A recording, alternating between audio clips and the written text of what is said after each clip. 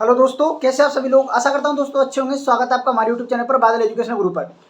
दोस्तों आज की इस वीडियो में हम बात करेंगे जीएनएम करने के बाद में जो सैलरी है वो कितनी मिलती है, कितनी नहीं मिलती है। काफ़ी स्टूडेंट्स के कमेंट्स आ रहे थे, बोल रहे थे कि सर एक वीडियो ऐसा अपलोड करें जिससे हमें पता चले कि जीएनएम करने के बाद में कितनी सैलरी है वो मिलती है, कितनी नहीं मिलती है। तो उसके बारे में यहाँ पर फुल डिटेल वीडियो होने वाला है और वीडियो थोड़ा लंबा होगा, लेकिन इसमें फुल डिटेल जानकारी देंगे आपको कि जीएनएम के बाद में आपको कितनी जो सैलरी है वो मिलती है और कितनी सैलरी नहीं मिलती है। तो उसके बारे में यहाँ पर चर्चा करेंगे।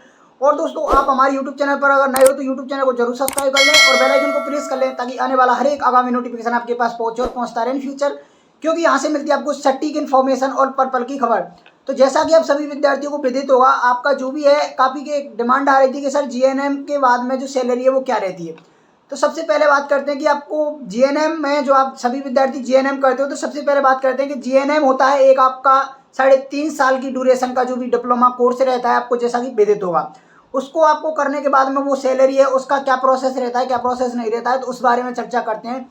तो बात करते हैं, आप जैसे ही आपने जीएनएम कंप्लीट कर लिया, ठीक है ना। काफ़ी विद्यार्थी ऐसे होते हैं जो जीएनएम करने के बाद में बाकी और डिग्रियां करते हैं, लेकिन अगर आप जीएनएम कंप्लीट कर लेते हो, कंप्लीट करने के बाद में जैसे मान के चलो आप जीएनएम कंप्लीट करने के बाद में अब यहाँ पर प्राइवेट जॉब करना चाहते हो, पहले तो प्राइवेट की बात करेंगे फिर गवर्नमेंट की बात करेंगे। तो अगर आप प्राइवेट जॉब करना चाहते हो तो प्राइवेट की अगर बात करें, जैसे आपने जीएनएम कंप्लीट कर लिया है, तो जीएनएम कंप्लीट करने के बाद में आप फ्रेशर हो, तो फ्रेशर के लिए जो सैलरी रहती है वो रहती है आपकी 8,000 से लेकर के 9,000, ठीक है ना।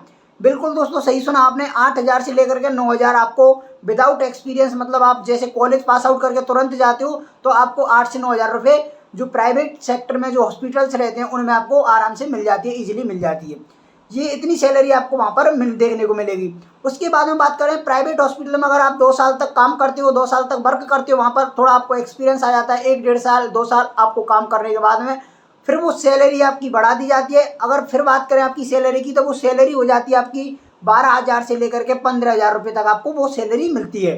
ये प्राइवेट की बात हो गई कि प्राइवेट में आपको जीएनएम करने के बाद में इतनी सैलरी मिलेगी। अपने स्टेट की बात कर रहे हैं, जैसे कि आप कहीं से भी हो, कोई सी भी स्टेट से इस वीडियो को देख रहे हो, जैसे आप अपने स्टेट की बात करें, राजस्थान की हम बात कर रहे हैं इसमें, लेकिन आप उत्तर प्रदेश के स्टूडेंट हो या हरियाणा के स्टूडेंट हो तो अपने अपने स्टेट की बात कर रहे हैं। बाकी आप अदर स्टेट में जाओगे तो वहाँ पर थोड़ा सैलरी का क्राइटेरिया भी अलग रहता है और थोड़ा वहाँ पर जो हॉस्पिटल के ऊपर डिपेंड करता है, किस तरह का हॉस्पिटल है, कितने बेडेड हॉस्पिटल है, तो वो भी डिपेंड करता है। बाकी जो नॉर्मल जो सैलरी है वो यही रहती है। अब यहाँ पर बात करते हैं गवर्नमेंट की सैलरी। तो देखो गवर्नमेंट के लिए तो आप जो भी विद्यार्थी है, काफ़ी जैसे विद्यार्थी है जो सैलरी की बात करते हैं, तो गवर्नमेंट कॉलेज, गवर्नमेंट जो हॉस्पिटल रहते हैं या गवर्नमेंट जॉब रहती है, एक सिक्योर जॉब अगर आपके पास में है, तो उसमें सैलरी की बात की जाए तो उसमें तो ऐसा रहता है, जैसे कि मान के चलो कुछ एग्जाम्स ऐसी होती हैं जो गवर्नमेंट की ऐसी एग्जाम होती हैं जिनको आप जीएनएम करने की तुरंत बाद नहीं दे सकते हो, ठीक है ना। जैसे बात करें आपकी एम्स की हो गई, डीएसएसबी की हो गई, ये कुछ एग्जाम ऐसी होती हैं, एजीपीजीआई की एग्जाम हो गई, ये एग्जाम कुछ ऐसी होती हैं जिनको आप सेंट्रल लेवल की जो एग्जाम होती है जिनको आप जीएनएम करने की तुरंत बाद नहीं दे सकते हो। तो इन एग्जामों को देने के लिए आपको यहाँ तो 2 साल का एक्सपीरियंस लेना होगा, अन्यथा 2 साल का एक्सपीरियंस नहीं है आपके पास में तो फिर आपको जो भी है एक पोस्ट बीएससी डिप्लोमा एक और होता है जो करना होता है आपको, पोस्ट बीएससी नर्सिंग आपको करना होता है। तो वो आपकी जो जीएनएम है और उसकी पोस्ट बीएससी की जो डिग्री है, दोनों की दोनों मिला करके एक तरह से ग्रेजुएशन डिग्री में कन्वर्ट हो जाती हैं, ठीक है ना।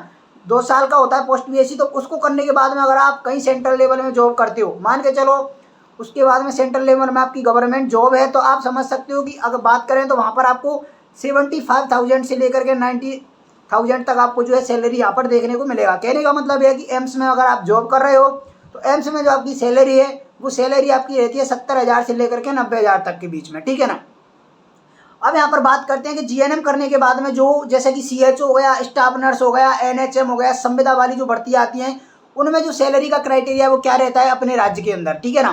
तो जैसे आपने जीएनएम कंप्लीट कर लिया, जीएनएम कंप्लीट करने के बाद में आप कोई भी डिग्री या डिप्लोमा, मतलब जो ग्रेजुएशन नहीं करना चाहते हो, जैसे कि ना तो एक्सपीरियंस लेना चाहते हो और ना ही आप जो भी है पोस्ट बीएससी करना चाहते हो, तो आपको अब क्या करना होगा। जैसे आप अपने राज्य की अगर बात करें तो हर प्रत्येक राज्य में अलग अलग से जो भी है सीएचओ की वैकेंसी आती है। जैसे राजस्थान की अगर बात करें तो राजस्थान में राजस्थान सीएचओ की वैकेंसी आती है। तो वो सीएचओ की वैकेंसी आती है, उनमें जो आपकी सैलरी का क्राइटेरिया रखा जाता है वो क्राइटेरिया रखा जाता है 25,000 से लेकर के 40,000 तक, उसमें आपको जो सैलरी है वो देखने को मिलती है। तो ऐसी बात नहीं है कि जीएनएम करने के बाद में पैसा नहीं है, काफ़ी अच्छा खासा पैसा है इसमें। आप पार्ट टाइम कर सकते हो, उसको फुल टाइम भी इसमें आप कर सकते हो, ठीक है ना। तो ये सारी की सारी जो हमने बातें बताई हैं, अगर आप प्राइवेट सेक्टर में जॉब करते हो तो प्राइवेट सेक्टर की जो सैलरी का हमने क्राइटेरिया बताया है, स्टार्टिंग जो सैलरी रहेगी अगर आप फ्रेशर हो तो 8 से 9,000 रुपये रहती है और आपको 1-2 साल का एक्सपीरियंस हो जाता है, फिर प्राइवेट में अगर आप जॉब करते हो हॉस्पिटल में, तो वो सैलरी आपकी 12 से 15,000 हो जाती है। उसके बाद में बात करते हैं, आप सेंट्रल लेवल की एग्जाम देते हो, सेंट्रल लेवल की एग्जाम देते हो, एग्जाम फाइट करते हो, जीएनएम करने के बाद में पोस्ट बीएससी वगैरह करके जो भी एग्जाम फाइट करते हो उसको देते हो। उसके बाद में जो सैलरी का क्राइटेरिया रहता है वो रहता है 75,000 से 90,000 तक का सैलरी का क्राइटेरिया आपका रहता है। अगर आप जीएनएम करने के बाद में कुछ भी नहीं कर रहे हो और आप जीएनएम करने के बाद में तुरंत अप्लाई करते हो, जैसे कि आपको हमने बताया था पोस्ट बीएस, जो ये पोस्ट बीएससी नहीं करना चाहते हो तो आप डायरेक्ट अप्लाई करना चाहते हो जॉब के लिए, तो जैसा कि सीएचओ हो गया, सीएचओ के बाद में बात करें एनएचएम हो गया, संविदा वाली जो भर्ती आती है उनमें अगर आप अप्लाई करते हो तो उनकी जो सैलरी का क्राइटेरिया रहता है आपका 25,000 रुपये आराम से उसमें सैलरी आपको मिल जाती है। 25,000 स्टार्टिंग सैलरी से लेकर 40,000 तक आपको वहाँ पर सैलरी देखने को मिलती है और आपकी सैलरी में घटता बढ़ता इंक्रीमेंट होता रहता है। बाकी ये इंपॉर्टेंट वीडियो आपके लिए थी क्योंकि काफ़ी विद्यार्थियों को डाउट आ रहे थे, बोल रहे थे कि सर कितनी सैलरी मिलती है, कितनी सैलरी नहीं मिलती है। यही जो सैलरी है फिक्स सैलरी है, ये जो सैलरी है वो मिलती है। बाकी और भी आपको कोई ऐसी इन्फॉर्मेटिव वीडियो चाहिए तो आप हमें कमेंट बॉक्स में कमेंट कर देना, या आप हमें इंस्टाग्राम पर फॉलो करके वहाँ भी आप अपनी सलाह दे सकते हो कि सर हमें इसके रिगार्डिंग वीडियो बनाओ, इसके रिगार्डिंग वीडियो नहीं बनाओ, तो हम वहाँ पर आपको वीडियो प्रोवाइड करवा देंगे। टेंशन लेने वाली बिल्कुल ही बात नहीं है। बाकी वीडियो को लाइक जरूर करें, चैनल को सब्सक्राइब करके जाए। बाकी मिलते हैं आपसे नेक्स्ट वीडियो में, जब तक के लिए धन्यवाद। Thanks for watching, take care.